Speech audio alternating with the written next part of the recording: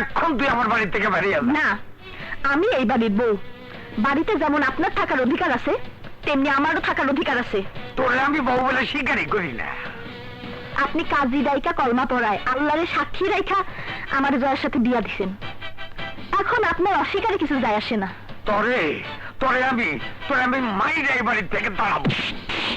হ্যাঁ, আপনি যদি আপনার বৌমারে সম্মান দিতে না পারেন, তবে আমিও আমার শ্বশুরে সম্মান দিতে পারুম না। আপনি অত্যাচার করবেন, অন্যায় করবেন, আর আমি 10টা মাইয়ার মতো চোখের পানি ফালাইয়া বলুম সব আমার ভাগ্য। আমি সেই দলের না। আমারে আমারে আপনি ভালো কইরা চিন্তা রাখেন। আমি আপনারে বোঝাইয়া দিমু মাইয়া মানুষ কেমন হয়, কি চাই তারা। হাসি, তুই কার সাথে কথা বলছিস মা? যে অবৈধ পথে টাকা কামিয়ে রাতারাতি বড়লোক হয়েছে, তার বুকে তো বধুর ভালোবাসা থাকতে পারে না?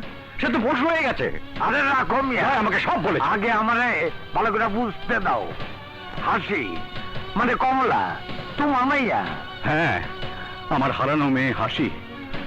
তোকে আমি এতদিন পর খুঁজে পেয়েছি। আমার মেয়ের সাথে তোর জয়ের বিয়ে হয়েছিল, কিন্তু তুই শ্বশুর হিসাবে এতটা খারাপ তা আমার আগে জানা ছিল না। চল মা, এই বাড়িটার এক মুহূর্ত না। জয় আসলে বলে দিস আমি আমার মেয়েকে একটা পশুর কাছ থেকে নিয়ে গেলাম। কি? আমি পশু? আমার এই বাড়ি গোয়াল ঘর। যা তোর মেয়ে লয়ে যা। জয় আসলে বলুম তোর বউ গোয়াল ঘরে থাকতে চায় না, ওর বাবা লয়ে গেছে। আমাকে ভয় দেখিয়ে লাভ নেই, একদিন তোকে এর মাসুল দিতে হবে। চল মা, চল।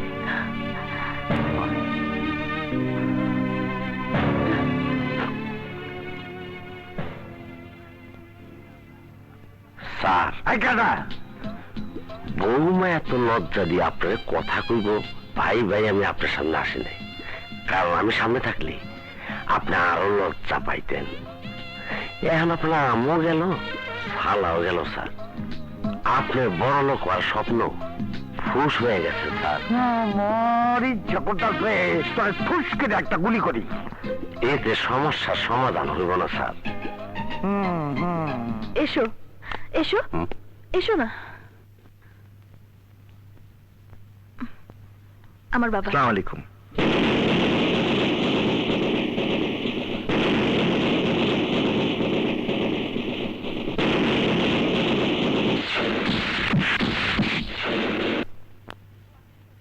ও আসতে চাইনি বাবা, আমি ওকে জোর করে নিয়ে এসেছি। কোন মুখে এখানে আসবে ও?